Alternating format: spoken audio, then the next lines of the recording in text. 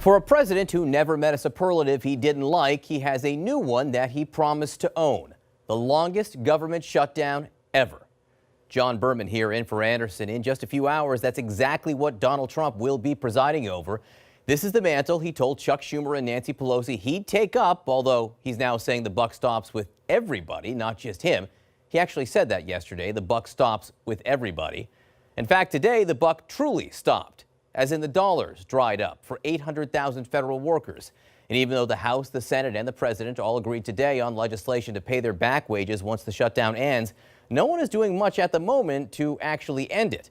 Instead, Washington has been consumed by the question of whether President Trump would, for better or worse, really, truly pick up the mantle by declaring a national emergency and just take the money to fund the border wall. He's been flirting with the idea for days now. Today, though, he said not quite yet. Well, I'll tell you what. It's the easy way out, but Congress should do this. This is too simple. It's too basic. And Congress should do this. If they can't do it, if at some point they just can't do it, this is a 15-minute meeting. If they can't do it, I will declare a national emergency. So he's certainly not closing the door on it, but this is a bit of a change. When we left it last night, the White House was said to be laying the groundwork, the legal groundwork for an emergency declaration, including by using the word crisis over and over again at every public opportunity. As for the president, he seemed ready to pull the trigger, if not immediately, then certainly soon. I have the absolute right to declare a national emergency. I haven't done it yet. I may do it. If this doesn't work out, probably I will do it. I would almost say definitely. That almost definitely emergency seemed to morph into a maybe possibly one at some future point in time, which is a bit different in tone, at least, from how he was painting the border situation just this morning on Twitter. He wrote, "I just got back and it is a far worse situation than almost anyone would understand, an invasion." The president tweeted that following his Thursday trip to McAllen, Texas. Quote, "I have been there numerous times. The Democrats, crying Chuck and Nancy, don't know how bad and dangerous it is for our entire country." So, keeping them honest, which is it? Is it far worse than almost anyone would understand, an invasion, as he says? Or is it just one of those if I don't get what I want emergencies? Just a reminder, the dictionary definition of the word is an unforeseen combination of circumstances or the resulting state that calls for immediate action or an urgent need for assistance or relief, which the president seems to be saying it is, even as he's now calling on others, not him, to deal with it. And in fairness, there's nothing especially outlandish about demanding that lawmakers do what they're supposed to do, what the Constitution gives them responsibility for, passing legislation to fund the government.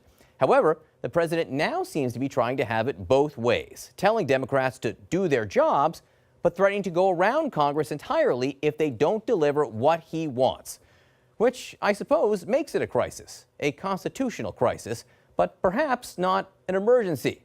And on top of all that is where the president may try to get the money after declaring a crisis that critics call a discretionary emergency.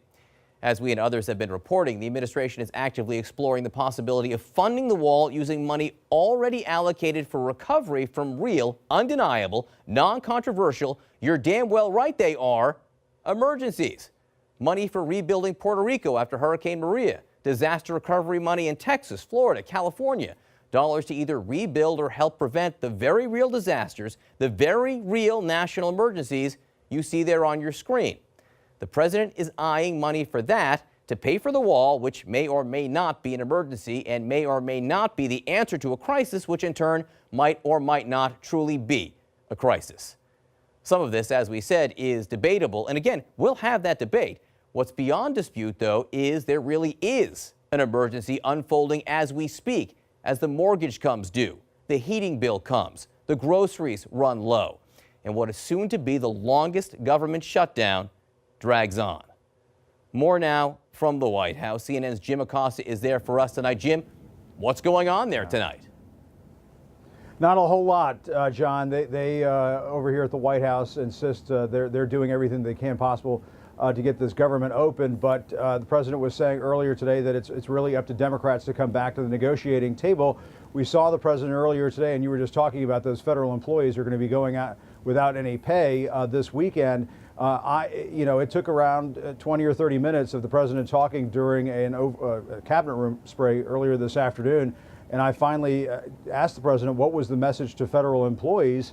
And he said that he appreciated what they're doing. And he essentially expressed his appreciation for hanging in there. But at the same time, he repeated this rather dubious claim that a lot of federal employees support what he's doing, that he's shutting down the government in order to get funding for the wall on the border. At one point, going after Democrats on all of this, he said, listen, Democrats can call the wall peaches if they want to. He said, just give me the money for this wall. So the president is somewhat walking back his comments about a national emergency, but not ruling it out, correct?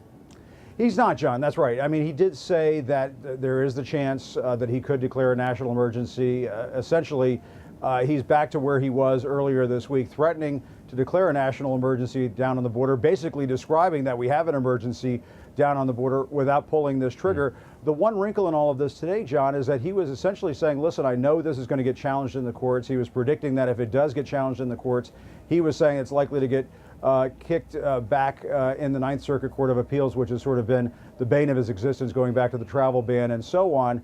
But he said ultimately he hopes he would succeed in the Supreme Court. But it was interesting to hear the president say today, in the context of whether or not he should declare a national emergency, he does seem to understand that it would get tied up in the courts and perhaps prevent him from building that wall, going down that route as well. And so he seems to be running out of options, and I think that's why he was once again trying to paint the situation down on the border as a crisis. He once again said that the United States is under attack down at the border, when all of the facts really do say otherwise, John. Are there any plans at this point for the president or any members of Congress, for that matter, to work on this over the weekend? Well, we don't expect a whole lot of activity on that front. The Senate adjourned, they went home. A lot of these members of Congress have gone back to their districts. We do think over the weekend there will be phone calls that go on. Mick Mulvaney, the acting chief of staff, will probably be in touch with people.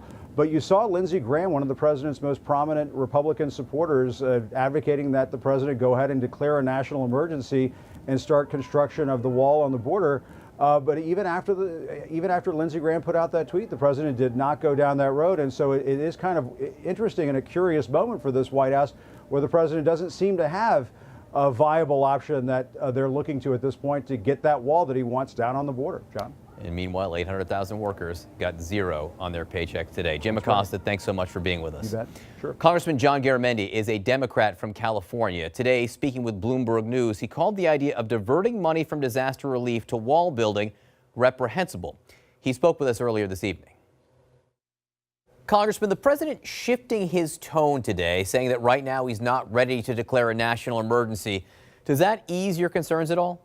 No, not at all. This is a guy that has 5 different opinions from morning till the next day. He shifts back and forth. He's not at all consistent. But he has been saying for the last week that he's going to declare a national emergency and build the wall.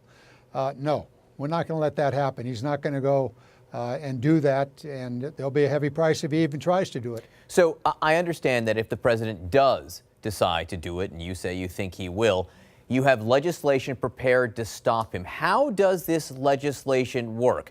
Does this go to his power to declare a national emergency, or is it more targeted than that? My legislation would be much more targeted. It goes directly at the authority that may exist today for the president to declare a national emergency and then go after the money that Congress has already authorized and appropriated for civil works across the United States. These are levees, these are airports, these are operations, dredging operations, things of that sort. We'd simply repeal that section of the law. He couldn't get the money. He could declare the emergency, but he couldn't get the money for it with your legislation. And I would expect others to pass legislation or attempt to that would curtail the ability of a president to declare a national emergency, which in and of itself is a major problem for our constitutional civil rights. And will be challenged in the courts.